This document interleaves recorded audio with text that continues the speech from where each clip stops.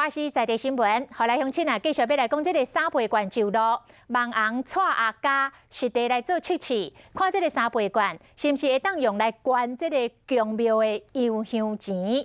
结果这个土地公庙未通哦，也毋过南投德山的指南宫，伫全台湾的公庙是走大兴，宣布讲这个三倍罐会当摕来因遮捐油香钱，嘛会当用这个三倍罐来换金鸡，甚至会当用来现金。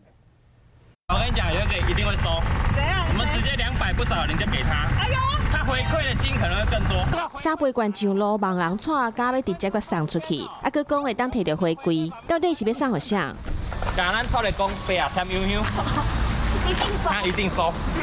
原来蔡家是要添油香钱，结果。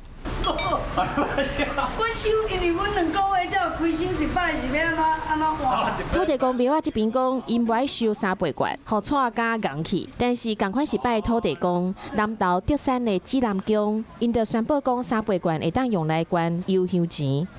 我们庙方不可能把这些东西再去换钱，还是去买一些东西也不可能。啊，所以我得将这证件再给捐出去。原来伫遮三倍罐会当用来添油香，会当换金鸡，啊，佫会当还钱。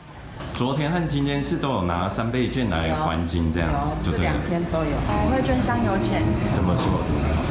做好事啊。哦，就是庙方也可以拿去做善行，这样觉得很对，可以一部分填香油钱，然后一部分留着自己可以用，这样也不错。公庙敢要收三倍罐，每一间的规矩都无啥共款，有心奉献，心意上重要。